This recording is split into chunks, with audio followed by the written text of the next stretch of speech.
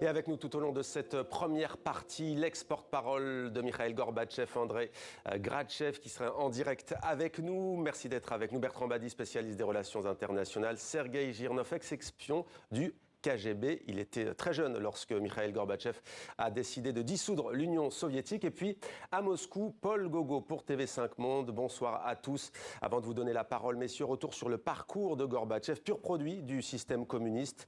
Il n'imaginait sans doute pas qu'il changerait la face du monde, artisan de la paix et de la guerre froide pour les uns, fossoyeur de l'URSS pour les autres. Le récit de Grégory Fontana. Compte tenu de la situation, je cesse mon activité en tant que président de l'URSS. En ce 25 décembre 1991, Mikhaïl Gorbatchev est déjà entré dans l'histoire. Le lendemain, le 26, l'Union soviétique n'est plus, laissant la place à la Fédération de Russie. Le résultat de 6 ans passés à la tête de l'Union soviétique, où ce fils de paysan engage dès son accession au pouvoir un vaste plan de réforme connu sous les noms de Perestroïka, la restructuration, et de Glasnost, la transparence. Nous avons sorti le pays d'un régime totalitaire pour lui donner la liberté. Que nous avons établi des élections libres, la liberté de parole, de la presse, la liberté religieuse. Un vent de liberté donc pour des millions de soviétiques dans un pays à l'économie exsangue. Les prix flambent, les pénuries se multiplient, les inégalités sociales s'aggravent. En pleine guerre froide, la course effrénée aux armements n'est plus supportable. Mikhaïl Gorbatchev amorce alors la détente avec les États-Unis, qui aboutit notamment à la signature historique d'un accord de désengagement nucléaire entre les deux pays. Mon secrétaire général, bien que ma prononciation puisse vous causer des difficultés, la maxime est « Faites confiance, mais vérifiez ». Il accélère dans le même temps la normalisation des relations avec la Chine et accepte la réunification allemande. Le mur de Berlin tombe le 9 novembre 1989, symbole, s'il en est, de la guerre froide. C'est lui aussi qui mettra un terme à la désastreuse campagne soviétique en Afghanistan. L'Occident applaudit l'homme de paix et le récompense 2 ans plus tard du prix Nobel. Mais à l'intérieur du pays, la révolte gronde. Une tentative de coup d'État l'affaiblit considérablement, le poussant à la démission. Retiré de la vie politique, il fait entendre sa voix jusqu'à sa mort, donne sa vision du monde, revient sur son parcours comme en 2001 sur TV5 Monde. Je voulais aussi que les relations internationales soient dégelées pour remplacer ce face-à-face néfaste par quelque chose de plus amical, parce que le monde est un et indivisible. Le dernier dirigeant de l'URSS s'est éteint ce 30 août à Moscou, à l'âge de 91 ans. Il a été le porte-parole de Gorbatchev, Andrei Grachev. Première question, elle est simple. Vous avez été très proche de cet homme. Quelle place laisse-t-il, selon vous, dans l'histoire de notre monde? Écoutez, pour moi, c'est une évidence. Il s'agit d'un homme pour tous les temps, pour toutes les saisons, si vous voulez. Et quelqu'un qui, dans le contexte politique récent, était une grande figure politique qui a permis à son pays, mais aussi au monde entier, de tourner la page du siècle précédent avec son bilan de 2 guerres froides et chaudes, la confrontation des systèmes, avec le danger de la Troisième Guerre mondiale, et qui a permis aussi à son pays de d'entretrouver peut-être, pour être plus prudent, la voie de la sortie de son ancien système, le système qu'elle avait mérité depuis 1917 avec la révolution bolchevique. Alors Andrei Grachev, voilà pour cette première réaction. On va juste faire tourner la parole. On vous retrouve dans quelques instants. On a compris la dimension planétaire de ce dirigeant politique que vous soulignez. Bertrand Badi, est-ce que Gorbatchev, selon vous, a fait basculer l'histoire, oui ou non? Incontestablement oui. Le drame, la tragédie, c'est qu'on ne l'a pas compris. On ne l'a probablement pas compris au sein de l'URSS et de la Russie, mais on ne l'a pas compris en Occident non plus. On dit que Gorbatchev est entouré de louanges en Occident. C'est vrai, mais ça, c'est 30 ans après. Il faut voir dans quelle ambiance l'Occident avait lâché Gorbatchev. Il y a de multiples exemples, ne serait-ce que cette réunion du G7 à Londres en juillet 1991 où Gorbatchev suppliait les membres du G7 d'aider économiquement un pays qui était au bord du désastre. Ce qui sera le cas avec Vladimir Poutine plus tard avec le G8. Hein. Oui, mais enfin l'histoire est tout à fait différente. Oui, oui. Hein. Non, mais et là, dans cette séquence, il y avait la possibilité d'ouvrir un monde nouveau, apaisé et intégré. C'était une volonté réelle de Gorbatchev qui n'a pas pu se réaliser parce que l'Occident lui a triplement fermé la porte. D'abord en expliquant, John Major, qui présidait le G7, disant « écoutez, on ne lui donne pas d'argent, il vaut mieux garder ça pour son successeur ». C'est-à-dire il avait déjà Yeltsin en tête, n'est-ce pas? Donc c'est un lâchage. Deuxièmement, en novembre 91, lorsque l'OTAN a décidé de rester l'OTAN et de ne rien modifier à ce qui était la structure géopolitique du système international de l'époque. Et puis le troisième lâchage, c'est effectivement de jouer la carte Yeltsin en se disant que cela marquerait le parachèvement de la victoire de l'Occident pendant la guerre froide. Donc des louanges, on a bien compris, pas tant que ça, puisque vous dites qu'il a été lâché à l'époque. Sergueï Girnov, vous aviez à peine 30 ans le 25 décembre 1991, quand Gorbatchev démissionne et dissout l'URSS. Vous avez été membre du KGB, ex-service secret soviétique. Que représente pour vous cet homme ? Justement, j'ai vécu cette chute du URSS ici à Paris parce que je faisais mes études à l'ENA où j'avais infiltré l'ENA pour le compte du KGB. Et entre octobre et décembre 1991, je me suis retrouvé sans le service qui m'a envoyé, sans le parti duquel ce service était le bras armé et sans le pays pour lequel on était censé travailler. Donc, bien évidemment, c'est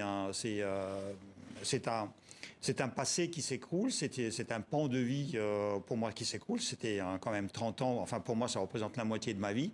Donc bien évidemment c'était quelque chose... Mais vous regrettez l'Union soviétique? Vous êtes nostalgique de l'Union soviétique? Absolument pas. Non. Je suis absolument pas nostalgique de l'Union soviétique. Et d'ailleurs, en fait, moi je fais... Mais lui, il voulait pas forcément mettre à bas l'Union soviétique. Il voulait c'est ça ce que je reproche à Mikhail Gorbatchev, c'est que en même temps, c'est un très grand homme qui a mis la machine en marche, qui a permis en fait à l'ouverture du URSS, à l'ouverture des frontières, au lancement de la critique à l'intérieur du pays, au lancement de certaines réformes. Et en même temps, il avait malheureusement pour moi, enfin de mon point de vue, parce que je me considère comme démocrate, pour moi, il n'allait pas aussi vite et aussi loin qu'il le fallait. C'est peut-être de la faute d'Andreï Gratchev. Alors non, votre réponse, Andreï, peut-être à Sergueï Girnov?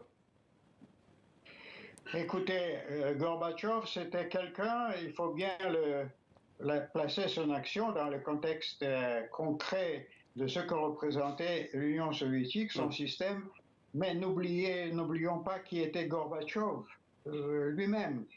Parce que, si vous voulez, la perestroïka, il devait la commencer en quelque sorte par lui-même. Il s'est agi au premier pas de son action d'un apparatchik modèle, d'un premier secrétaire régional, ensuite secrétaire du comité central. Mais est-ce qu'il n'avait pas une vision, pardonnez-moi, est-ce qu'il n'avait pas une vision romantique? Est-ce que c'était vraiment possible de réformer un tel régime communiste totalitaire? Attendez, qui est arrivé avec une forte conviction de ce que ce régime, une fois libéré de la distorsion stalinienne, c'est-à-dire de la coercition, de goulag, de la violence, se dirigeant, s'orientant vers une sorte de socialisme à visage humain, comme l'ont conçu les réformateurs de Prague en 1968, pouvait retrouver, si vous voulez, les sources pures du projet initial de la révolution du 17, et de cette façon, peut-être, pourquoi pas, présenter au monde une société compétitive, d'ailleurs capable d'exposer les avantages d'un système socialiste. Mais c'est sur le chemin, et après avoir constaté que le système était dans une grande mesure irréformable, qu'il a été mis devant un choix, continuer d'essayer de perfectionner le système vous donnez la préférence à la démocratie comme levier, comme moyen pour l'ouverture de la société vers la modernité et le monde. Et on poursuit cette édition spéciale. Le monde occidental, on l'a dit, qui salue la mémoire d'un homme de paix à travers de vibrants hommages. Les réactions sont plus contrastées, voire nettement plus froides en Russie. Le récit d'Antoine Delpierre. L'émotion suscitée en Russie par la mort de Mikhaïl Gorbatchev est à la mesure du souvenir qu'il laisse dans son pays. Sur la principale chaîne d'information, son décès a été annoncé en quelques secondes, entre deux titres d'actualité. Pour une majorité de Russes, il incarne l'écroulement de l'Empire soviétique et le démantèlement de l'ex-Union. Dans la Russie de Vladimir Poutine, il est l'artisan de la capitulation face à l'Occident. Sans surprise, le président russe s'est contenté de présenter ses profondes condoléances et d'après le Kremlin, il doit envoyer un télégramme à la famille et aux proches de l'ancien dirigeant. Un hommage bien plus réservé qu'aux États-Unis et en Europe. Dans un communiqué, Joe Biden a salué un leader rare qui a eu le courage de risquer toute sa carrière pour un monde plus sûr et davantage de liberté pour des millions de personnes. Même son de cloche à Bruxelles, Paris, Londres ou encore Berlin. La présidente de la Commission européenne, Ursula von der Leyen, a salué un dirigeant digne de confiance et respecté. Emmanuel Macron, un homme de paix dont les choix ont ouvert un chemin de liberté aux Russes. Et Boris Johnson dit avoir toujours admiré le courage et l'intégrité dont il a fait preuve. Saluant les mémoires de Mikhaïl Gorbatchev, à Berlin, le chancelier allemand a souligné le caractère particulier de sa disparition alors que la Russie fait la guerre à l'Ukraine. Plus à l'est, alors que la Chine a salué la contribution positive de Gorbatchev au rapprochement Pékin-Moscou, le Japon a loué son héritage dans la bataille du désarmement nucléaire. Pour Antonio Guterres, Mikhaïl Gorbatchev a changé le cours de l'histoire et le monde perd, selon le secrétaire général des Nations Unies, un immense dirigeant et défenseur infatigable de la paix. Voilà, défenseur infatigable de la paix. Bertrand m'a dit, ce qu'on a envie de comprendre aussi aujourd'hui, c'est quel a été son poids réel. On dit artisan de la perestroïka, certes, mais s'agissant de la chute du mur de Berlin, quel a été vraiment son rôle? On dit qu'il a plutôt subi les événements, contrairement à ce qu'on dit, qu'il ne les a suscités. Alors, justement, c'est assez subtil parce que ce n'est pas tout l'un ou tout l'autre. Ouais. Il y avait un processus de décomposition de l'URSS sur le plan économique, sur le plan social, sur le plan institutionnel, tout au long des années 80, et notamment sous la présidence d'Andropov et de Tchernyenko. C'est de nombreux pays. Voilà. Et aussi une décomposition très avancée des pays d'Europe centrale et orientale, enfin ce que l'on appelait à l'époque les démocraties populaires, des mouvements sociaux extrêmement forts et puissants qui se sont développés. Donc c'est dire que ce processus de transformation, il partait de la société, il partait des sociétés. Ce qu'il faut reconnaître à l'avantage et au crédit de Gorbatchev, c'est qu'il n'a pas utilisé la force. La force a été utilisée par l'URSS face à la Lituanie lorsqu'il y a eu des événements. Ouais. Voilà. Pas seulement la Géorgie, mais aussi Tbilissi. Oui. Gorbatchev dit, alors ça je suis incapable de trancher dans ce débat, qu'il n'était pas au courant. Ce qui n'est pas totalement impossible. Mais en tous les cas, ce que l'on sait, c'est que face à cette énorme mobilisation en Allemagne de l'Est, vous savez qu'en Allemagne de l'Est, dans les années 87, 88, 89, les soviétiques présents n'avaient pas le droit de sortir dans la rue parce qu'ils avaient peur d'être attaqués par la population. Il y a eu un mouvement social extrêmement profond et là, Gorbatchev a laissé faire. Simplement, ce que je voudrais ajouter pour compléter ma réponse, c'est que, d'une part, tout ceci partait de la base, mais d'autre part, tout ceci n'aurait jamais abouti si Gorbatchev n'avait pas dans la tête ce qu'il disait tout à l'heure dans son entretien avec le journaliste que vous nous avez présenté, qu'il voulait changer les rapports internationaux. Vous savez, il y a un événement dont personne ne parle, qui s'est passé le 2 décembre 1989, bien plus important que la chute du mur de Berlin, rencontre entre Bush, père, et Gorbatchev à Malte, dans un bateau de guerre américain. Et là, Gorbatchev dit à George H. Bush, l'URSS n'est plus intéressée par la compétition avec l'Occident. Ça a été la phrase la plus déterminante dans l'histoire des relations internationales du XXe siècle. C'était la vraie coupure. Ouais. C'est cette alliance des deux, c'est-à-dire cette pression sociale et cette intelligence stratégique qui explique ce qui s'est passé. Mais beaucoup de gens, à l'intérieur de la Russie comme en Occident, ont fait échouer ce qui aurait pu être une occasion unique.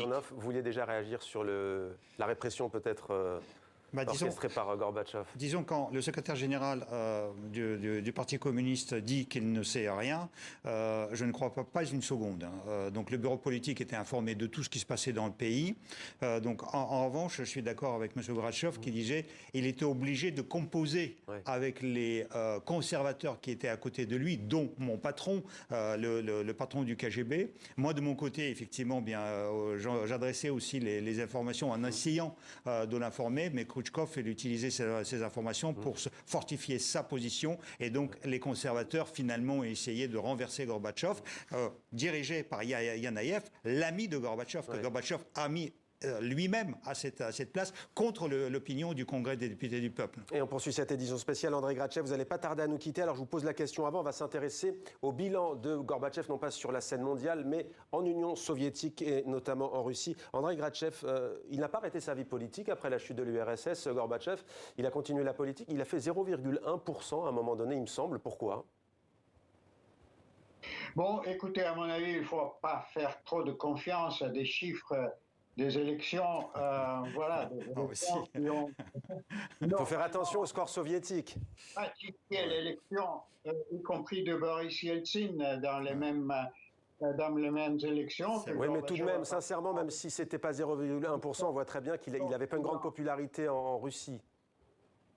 Mais ce qui est une évidence, c'est qu'alors que l'Occident ne profitait que des avantages de la fin de la guerre froide, de la fin de la course aux armements et de la disparition du rideau de fer, c'est la société soviétique qui devait en payer le prix, et surtout le prix dans les magasins et dans les conditions de leur vie très quotidienne.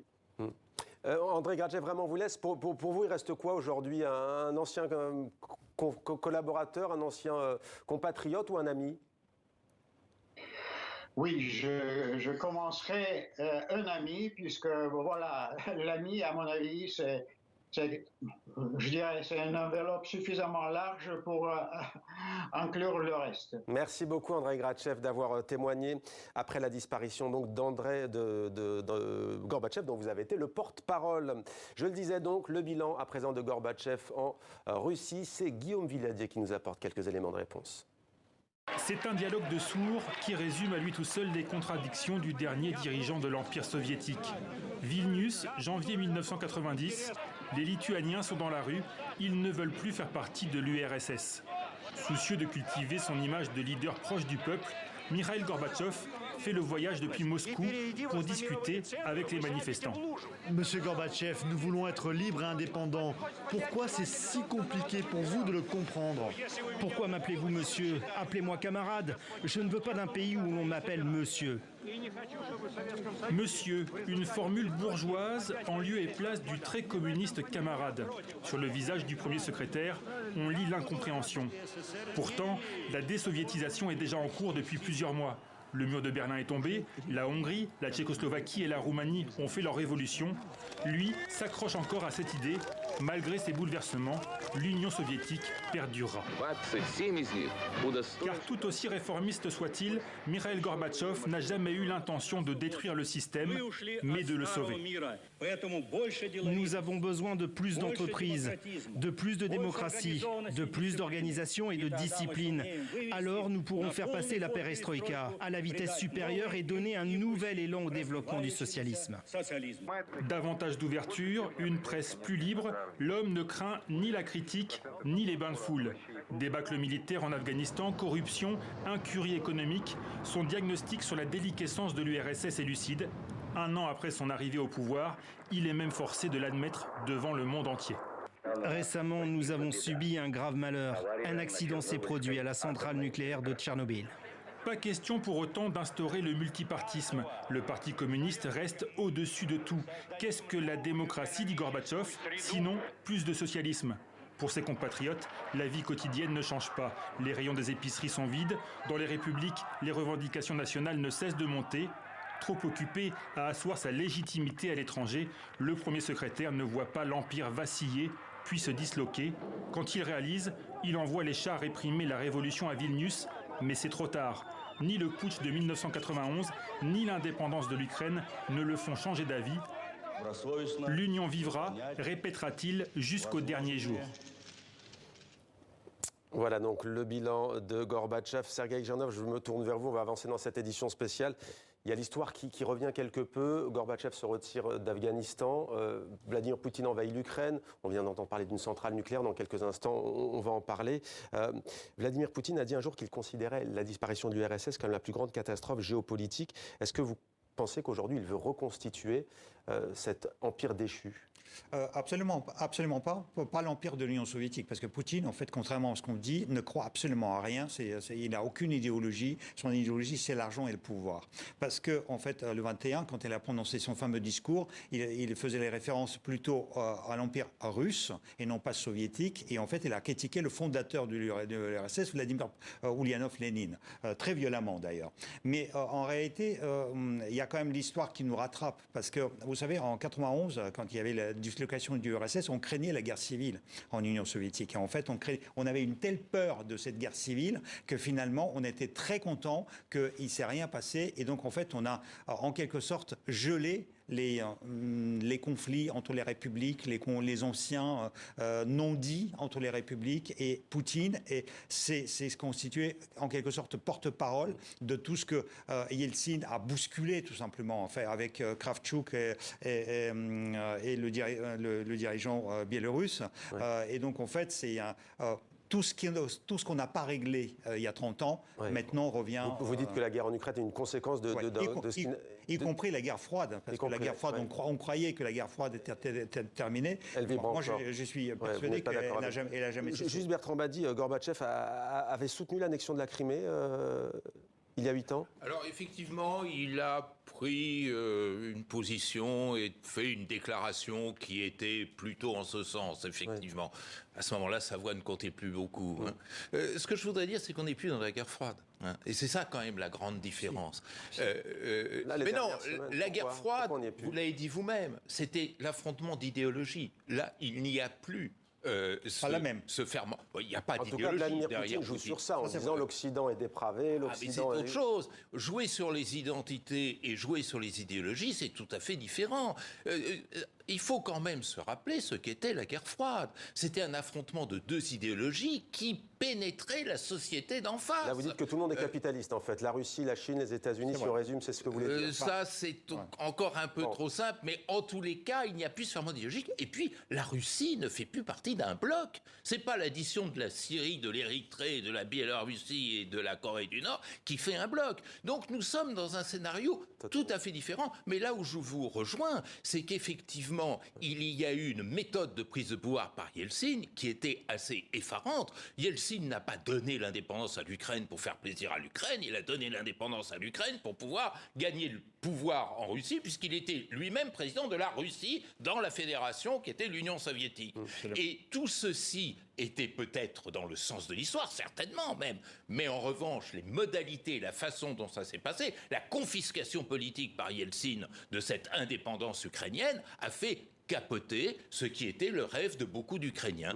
Et tout le monde le paye très cher aujourd'hui. Encore une fois, si nous avions écouté Gorbatchev, si nous l'avions suivi dans cette brèche portée à cette politique des blocs et cette première ouverture sur la mondialisation, Gorbatchev, c'est le premier acteur de la mondialisation d'un certain point de vue, eh bien, nous ne serions pas dans ce scénario catastrophe qui se répète depuis 22 ans. Sergueï Girnov, ce scénario, il est aussi dit, vous avez cité Boris Yeltsin, sur l'humiliation sur laquelle a beaucoup joué Vladimir Poutine en disant « vous nous avez humiliés, on n'a pas eu de dividende de la fin de 70 ans de guerre froide ». Est-ce que c'est pas ça qui a fait aussi le Poutine qui aujourd'hui a envahi l'Ukraine ? C'est un tout petit peu, en fait, c'est un faux débat aussi, parce que les Russes ont retrouvé aussi la liberté, donc en fait, ils ne se sentaient pas humiliés. C'est les apparatchiks communistes qui se sentaient humiliés, pas les Russes. Les Russes démocrates, on était libérés du joug communiste et on était très heureux que les Soviétiques disparaissent. Non, si. Après, le problème, c'est qu'on a bousculé aussi le peuple qui n'avait pas l'habitude de cette liberté, parce que la liberté, finalement, ça vous oblige à travailler vous-même, et quand vous enlevez un État paternaliste qui vous a paterné pendant 70 ans, voire même plusieurs siècles, c'est difficile quand même aux gens question de basculer tout de suite dans la démocratie. Merci beaucoup Sergueï Girnov, merci Bertrand Badi.